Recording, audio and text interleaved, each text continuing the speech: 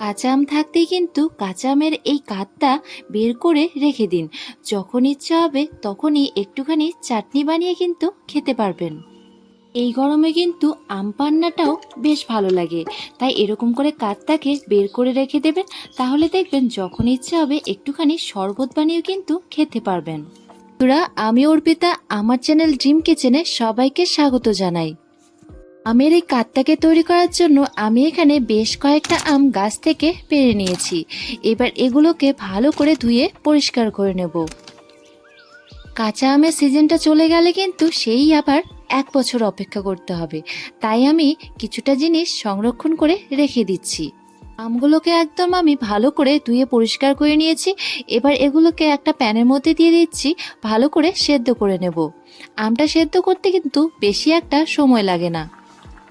আমগুলো আমার খুব ভালো করে সেদ্ধ হয়ে গেছে। এবার এগুলো থেকে খোসাগুলোকে ছাড়িয়ে নিতে হবে।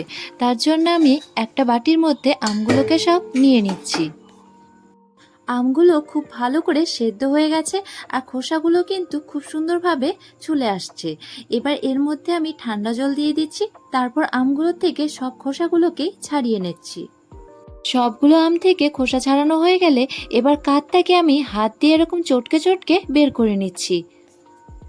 গরম অবস্থায় কিন্তু আমগুলোকে এভাবে চটকাতে যাবেন না, একটুখানি ঠান্ডা হয়ে আসলে তারপর খুব ভালো করে এটাকে চটকে নিতে পারবেন। আর এখানে আমার আমটা থেকে কাঠটা ভালোভাবে বের করে নেওয়া হয়ে গেছে। সঙ্গে সঙ্গে চাটনি বানানোর জন্য কিন্তু এভাবে করে নিলেই এটা কিন্তু চাটনি বানানোর জন্য রেডি হয়ে যায়। তবে আমি তো এখন আর চাটনি বানাবো না, আমি কিছুদিনের জন্য এটাকে এভাবে বানিয়ে রেখে দেব, যাতে এটা নষ্ট না হয়।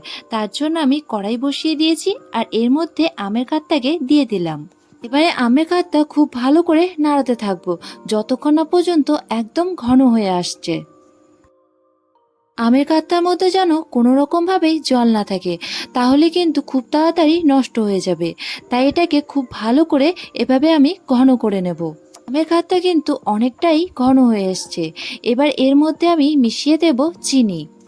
চিনিটা মেশানোর পর দেখবেন আরও একটু পাতলা হয়ে গেছে। আবারও অনেকক্ষণ ধরেই নাড়াচাড়া করতে হবে। আমের কাঠটা থেকে জল কিন্তু একেবারেই শুকিয়ে নিতে হবে।